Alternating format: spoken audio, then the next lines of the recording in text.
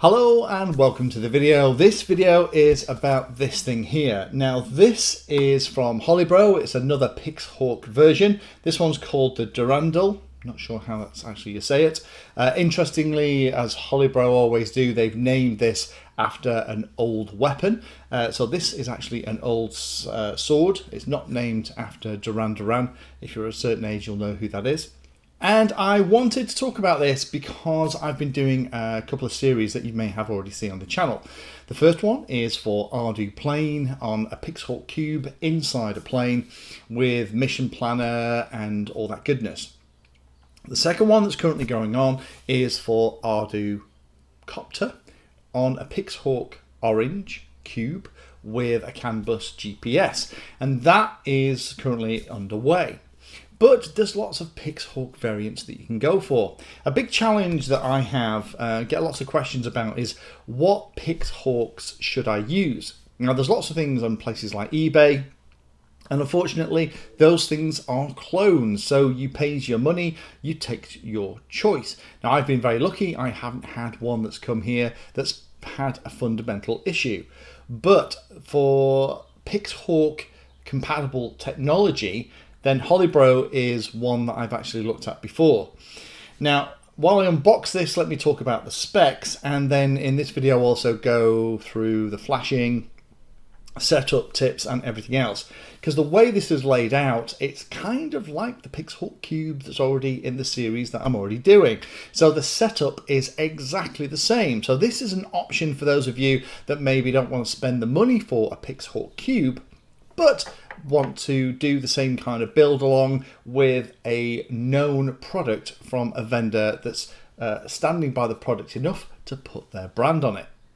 So let me go through and show you how it all comes in the box. It's quite a small compact box, but everything that you're going to need to set it up is actually in here. Now this one is the one that comes with the flight controller, GPS, power management board, and all of the cable bits too. So you're not going to need anything else to set this up apart from what's in here. Obviously you're going to need the firmware and software, but again the setup is identical to the Pixhawk 2020 series. I'll links down below. So while I open it up, let me start taking all of the goodness out. First thing is a bag of cables for every single port that you're going to need on here, so including a CAN bus. So you're not going to have to struggle to get all the cables. We have the power module. This is the smaller one just for a plane. So you're going to plug the battery in one side, ESC in the other. Going to apply all the power voltage to the flight controller, as well as monitor the amps and voltage. So you can see that. Have a stand to mount the GPS on if that's the way you want to go. And then getting towards the bottom, we have this cool little manual, which is really good. I sometimes struggle to find this information on some of the other Pixhawk builds that I do. It shows how all the ports are laid out and also shows what each of the pins are too. So if you're making your own specialized cable up, you're not sure which is ground, 5 volts, transmit, receive, clock, whatever it is, it's all listed. And then the manual for the power module 02 that I've got in here. But nicely on the back, they've shown me exactly how I need to set it up in Mission Planner. We'll do that in a minute. So with that all done, the next bit, you have to kind of pull on this tab and the whole thing comes out. And nestled inside this nice piece of foam is the Durandal and the GPS. So if I just pull this out, I can show you what it looks like. Very solid piece, metal case, which does surprise me. It looks like it's plastic or metallized plastic, but it does feel like it is actually metal. Now the GPS is nice too, flat on the bottom, so it's going to be easy to mount on stuff, and includes a GPS lock light as well as the normal indicators. Listen to that, isn't that fab? I'm very impressed that that is a metal case. Nice flat bottom, which will make it very easy to stick on something. Let me grab a pair of scales. Just interested to see how heavy this is, particularly compared to something like a Pixhawk cube with a carrier board. That the carrier board has all of the same connections that this Durandal does. So let me just pop the Durandal on top with the GPS. And the weight is just under 102 grams-ish. So let me pop on wrap that around so it's all on the thing. There we go. That's a Pixhawk cube. 124, just over 124, so about 24 grams lighter than the equivalent cube. Now that might make all the difference to you, but I really like the way this is so compact and very low profile. This would have been a really good choice for my plane build. So if I zoom in, you can get a much better view of how it all works. You have all the connections at the back. The arrow is pointing to what should be the nose of whichever model you're putting it in. On the side, you have connections for the SPI USB 3 connection and a debug port. On the back, we have all of the connectors, and you've got cables for every single one of them, and it's all nicely labeled on the top what each of them is. We're going to use Power One, a GPS module, to put it together in a second before we plug it into the computer, but lots and lots of ports on here to lots and lots of different connections. And on the other side, we have the SD card, a CAN bus connector, and a CAP and ADC in port as well. And then the connections for all the servos are at the end, clearly marked which is the negative rail, which is the positive, and which is signal. So signal is at the bottom. Now they have got the notches in here if you use those kind of servo connectors.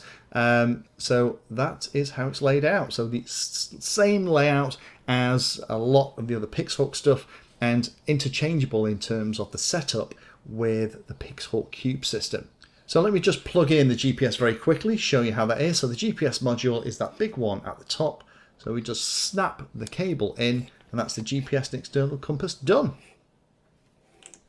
Now here we are on the bench. Going to plug it into Mission Planner. So I've plugged in the power module into power as well, and there's the little SD card that comes in it. So you don't even have to find that. The SD card is already installed, ready to rock and roll. So all I've done is I've just installed the GPS, and I've also installed the power module. I'm going to plug it in for the first time into Mission Planner. Again, always make sure you're using the latest version of Mission Planner, and then the drivers will be installed and things will be automatically detected.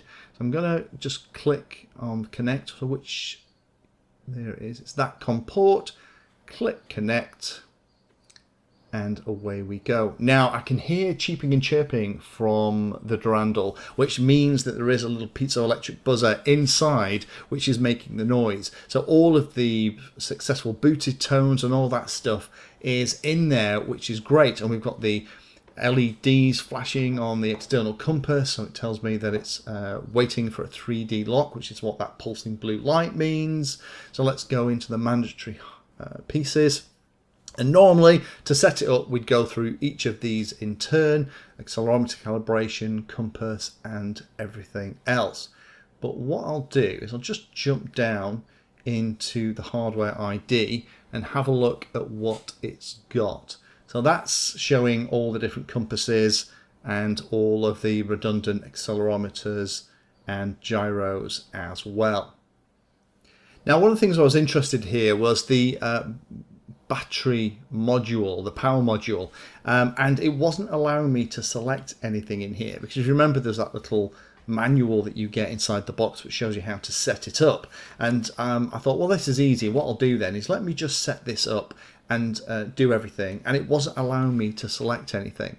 And I think that's because although this has come installed with a version of what appears to be Arducopter on it, it's worthwhile updating and flashing it.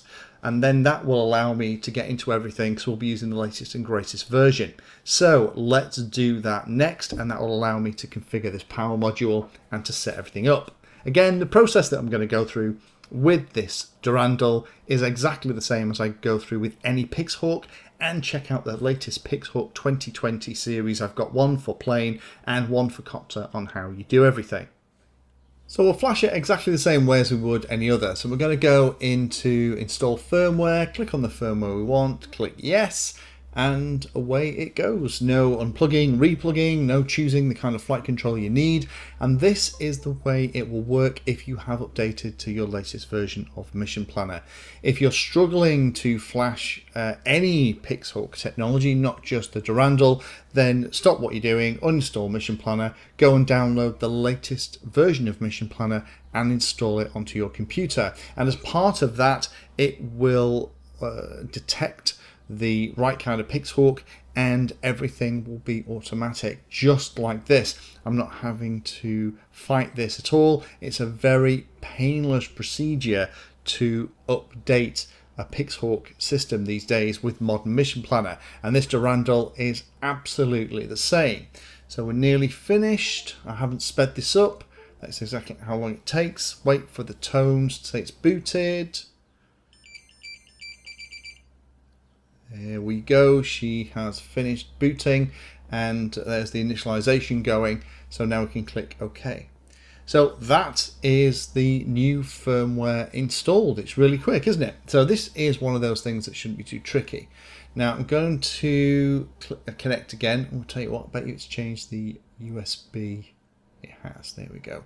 New USB port has been created, and that sometimes happens when you are updating. So hopefully now we're on the latest and greatest version. So as all of the Mavlink data comes across, you can see it with the green line underneath the Ardu Pilot title at the top. It means that it is working, it's booted, and we're on the latest and greatest firmware. Again, I would always recommend when you get something like this, before you get too far and start plugging it into your model, update your firmware on the bench like this, because it will allow us to do the basic setup and configuration here on the desk to confirm that everything is working beautifully. So let's go through and very quickly do the basic setup for this. Again, I'm going to rush through this. If you want to know all the different steps and how you do it, watch the Pixhawk 2020 playlist, links below. So first thing we're going to do is click on the kind of frame that we want. So then we do that. Next one on the mandatory hardware, we're going to calibrate all the accelerometers. So we're going to put it in level, click done.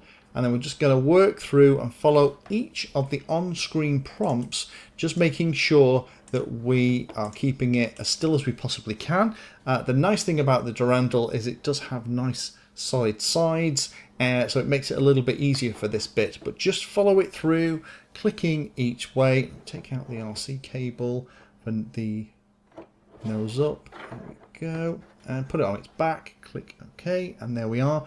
Calibration is done for the accelerometer. That was nice and easy.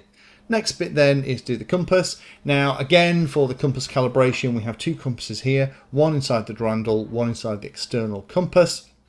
We need to make sure that both of the arrows are lined up, connect them temporarily. I'd recommend using some double-sided tape, and then hit go, and then just keep moving them around and around and around and around until it has enough sample points, and eventually, I'll fast forward through this bit, it will tell you that you are done. Now that's done, we can click OK. Then we would just carry on normally with this. We'd go through each of the pieces. Now it's telling me I need to reboot, so I'm just going to disconnect and unplug the power cable and power cycle it, plug the cable back in, it'll all start booting up, and that allows us to reconnect and carry on with everything. But this is looking really good. I do like the way on the GPS with this that I have a little LED that will flash when it has a 3D lock, and the LEDs on the top of here are exactly the same as all the other LEDs. If it's flashing green, it has a 3D GPS lock. When it's solid green, it is armed and ready to go.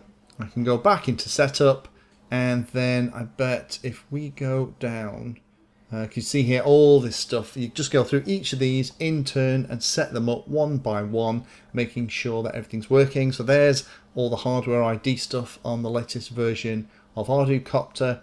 I bet if we go into the battery stuff, yeah, there we go. It's all working now. So all I'm going to do is just copy the details from the little manual that came in the Durandal box into here to set up the power module, and then that is going to work fine too. And that is most of the base configuration done. So there we go, that's how you set it up, and that's how you do everything. It's really straightforward. I do like this Durandal from Holybro. I think it's a really good alternative if you're looking for a high quality Pixhawk flight controller. The cool thing about this, of course, is that it's using the H7 processor. Now in the Pixhawk Cube line, you need to go to an orange cube for something like that, and the H7 processor is even more powerful than the F7, which is kind of the standard, the upper standard that we're using in lots of other parts of the hobby, so that should hopefully future-proof this a lot as well. I like the metal case it comes in. It's very robust. It's still lightweight, still about 20 grams lighter than a Pixhawk Cube carrier board and the GPS with this system. So if weight's an issue for you, don't worry about the fact that it's a metal case. It's actually a little bit lighter. I like the way it comes with everything in the box. All the cables are there. Even an SD card was plugged in the side. I spent 5 minutes trying to find a little SD card and then couldn't plug it in, and because there's already one in there, which is great. And I love the fact that all the cables come with it, because you can cut some of those cables up to make other pieces. The onboard compass, redundant accelerometer, gyros, all that goodness is in here that you don't get in those cheap and cheerful clone boards from places like eBay. And you also have a magnetometer inside. And if you've seen, it's fully supported by the adhere pilot technology. Again, make sure you're using the latest and greatest mission planner. This was auto detected. I didn't have to choose it from a list. It went and flashed it, and then away we went. Only a couple of things to be aware of. This is a Pixhawk variant, so it hasn't got an on-screen display inside. If you want to have an on-screen display inside, then go for one of the other flight controllers, things like the Omniburst, the Matex systems, but also Holybro do, and again, I'm not sure how you say it, Holybro, do lots of really good flight controllers too that are supported by adhere pilot. So if you want a cheap and cheerful version, you don't want to spend this kind of money either, then you can go for one of the Kakutes or similar from Holybro and get a good flying system with adhere pilot with an on-screen display. But if you're using this, you're going to need a separate board, and I would recommend using the Holybro Micro OSD V2. I'm actually using it in those Pixhawk builds. It's a plug and play system. It comes with all the connectors on, and all the connectors on here are the same as the Pixhawk Cube carrier board. So if it'll plug into the Cube, it'll plug into this, and vice versa. And that's the last thing to mention. There are a couple of different types of power board that go along with this. The one I've got here is the simple one, the plain, where one side you plug the battery in, the other side you plug in your ESC for the motor.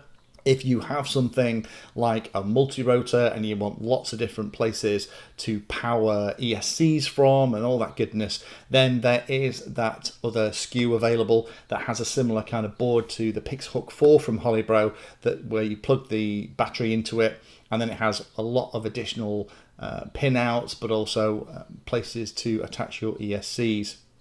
So that's the only thing really. Just be careful when you're ordering it, you order it the right thing. But if you've been watching the Cube series, the latest Pixhawk 2020 series on the channel, and you have liked what it is, but don't really want to spend the kind of Pixhawk Cube money, but you want something that's going to give you similar levels of performance and has lots of more redundancy than some of the cheaper options and more backup than the clones from places like eBay, then this is definitely worth a look, link below. Thank you for watching my video and watching right to the very end. If you want to find out what I'm currently working on, you can follow me on social media by searching for Painless360 in the usual places. If you'd like to become part of the inner circle, then you can become a Patreon. Details are in the description and you get lots of additional benefits. Check out the playlist section on the channel too. I organise all of my videos into playlists, and it's called something like Introduction to or for Beginners. All of the content is aimed so that you can start at the very beginning, and it teaches you that subject, starting with simple principles and moving up to teach you everything you need to know.